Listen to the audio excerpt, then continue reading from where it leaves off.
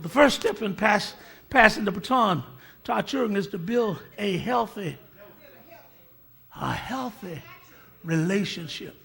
Quit going around forcing yourself on your children. They ain't listening to you because they listen to everybody else. They ain't listening to you at all. My mama, she thinks she's this and that, and my daddy talking all that noise. Ain't nothing to them. But just tell them you love them. I can't buy you them Jordans, but I'll buy you some Converts because I love you. And it'll change their whole disposition. Grandparents, we can't give up on them. I don't want to keep them, but I can't give up on them. So every chance I get, I want to show them a little love. Show them that I care. So they'll listen. But my next point is, not only should you develop a healthy relationship, but you got to be a good example. See, the problem is we say something and we do something different. They watching you. Believe me, they got their eyes on you. Passing our values on to our children and tells us an example. You got to live what you preach. When you look at our text in Deuteronomy 6, you'll see that God modeled for passing values to our children required an example. And you shall love the Lord your God with all your heart, with all your soul, and with all your might. And these words which I am commanding you today shall be on your heart. You can't talk about you love the Lord and you cussing everybody out. You can't, listen, you got to live your best at home. You there talking about you love the Lord and you to hit your wife upside the head? Come on, man. That child ain't going to forget that. Talking about you love the Lord and you carving the preacher up at the table? He just think he this and that and all that. I had to tell a young lady this week, I said, I'm not going to talk to you about your pastor. I said, and if you don't like what's going on there, did I tell her? You need to leave. I said, because you're getting yourself in a whole lot of trouble. If you don't like what he's doing, go to another church. Don't mouth your pastor. He may be doing everything wrong, but you ain't got to whoop him. Let God whoop him. You let him alone. Get him out of your mouth. Find you somewhere to go. Well, I'm almost through here. Yeah. Whether you know it or not, you're being watched.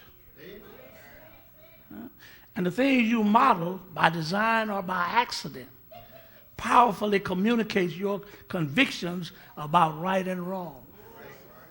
If we want to pass our biblical values to our children, we must model those values in our own lives. How can I talk about God and my children never see me pray? Never see me do nothing right. Always seeing me trying to get over. Trying to beat somebody. You got to look at, you got to live what you preach. If you pass on biblical values to your children, we must model those values in our own lives. His word must be on our hearts before we can impress them upon the hearts and minds of our children. If we wish our sons and daughters to accept the idea that there is absolute standard of right and wrong, we must let them see that we believe it ourselves. I'm not saying that we must live perfect lives before our children, because none of us are what? Perfect. But I do think we should live consistent lives. Don't be holy on Sunday and hellish by Thursday. Lives that model biblical standards. For example, if I truly want to teach my children to be honest, I can't go around claiming dependence on my taxes that ain't mine. Did I step on somebody? I don't care if I'm giving my grandchildren money. I can't claim them. They're not mine. They're not living with me.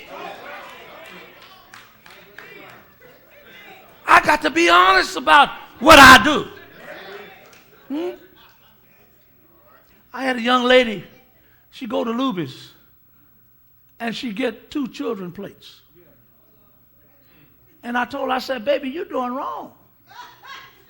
I said, you ain't a child. She said, but it's $5.99 and the adult's plate is $8.99. And I'm getting the same amount plus a drink. I said, but it ain't honest. And your children might see that. Even though they giving you the plate. I said, put yourself in Luby's position. Would you want folk taking a child's plate and they grown-ups?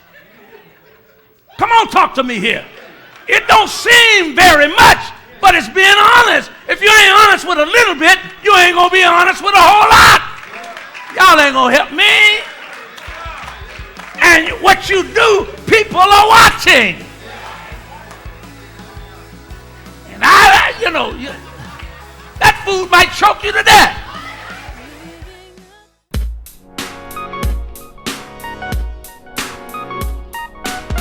Come worship with us every Sunday morning at 8:30 a.m. at our North Campus and 12 noon at our South Campus.